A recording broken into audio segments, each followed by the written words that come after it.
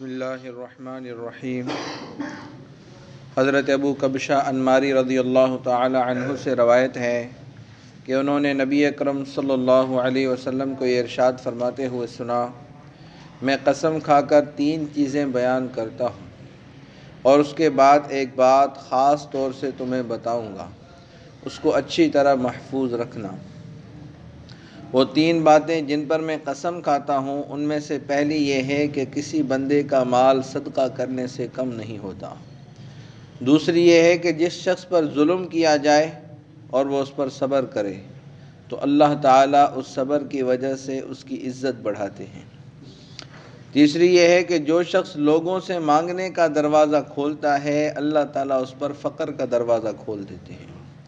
پھر آپ صلی اللہ علیہ وسلم نے ارشاد فرمایا، ایک بات تمہیں بتاتا ہوں، اسے یاد رکھو۔ دنیا میں 4 قسم کے لوگ ہوتے ہیں۔ ایک وہ شخص جس کو اللہ تعالیٰ نے مال اور علم عطا فرمایا ہو، وہ اپنے علم کی وجہ سے اپنے مال کے بارے میں اللہ تعالیٰ سے ڈرتا ہے کہ اس کی مرضی کے خلاف خرچ نہیں کرتا بلکہ صلہ رحمی میں خرچ کرتا ہے، اور یہ بھی جانتا ہے کہ اس مال میں اللہ تعالیٰ کا حق ہے، اس لیے مال نیک کاموں میں خرچ کرتا ہے۔ یہ شخص قیامت میں سب سے بہترین درجوں میں ہوگا۔ دوسرا وہ شخص جس کو اللہ تعالیٰ نے علم عطا فرمایا اور مال نہیں دیا، وہ سچی نیت رکھتا ہے اور یہ تمنا کرتا ہے کہ اگر میرے پاس مال ہوتا تو میں بھی فلاں کی طرح سے نیک کاموں میں خرچ کرتا، تو اللہ تعالیٰ اس کی نیت کی وجہ سے اس کو بھی وہی ثواب دیتے ہیں جو پہلے شخص کا ہے۔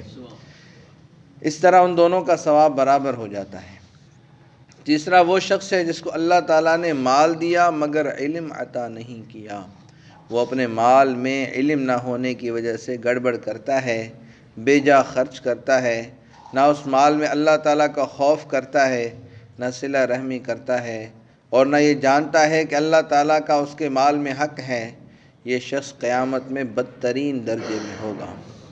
چوتھا وہ شخص ہے جس کو اللہ تعالیٰ نے نہ مال دیا نہ علم عطا کیا، وہ تمنا کرتا ہے کہ اگر میرے پاس مال ہوتا تو میں بھی فلاں یعنی تیسرے نمبر والے آدمی کی طرح بے جا خرچ کرتا، تو اس کو اس کی نیت کا گناہ ہوتا ہے اور اس کا اور تیسرے آدمی کا گناہ برابر ہو جاتا ہے، یعنی اچھے یا برے عزم پر اسی جیسا ثواب اور گناہ ہوتا ہے جو اچھا یا برا عمل کرتا ہے۔ اللہ تبارک و تعالیٰ سے دعا ہے اللہ تعالیٰ ہمیں سمجھنے اور عمل کرنے کی توفیق عطا فرمائے۔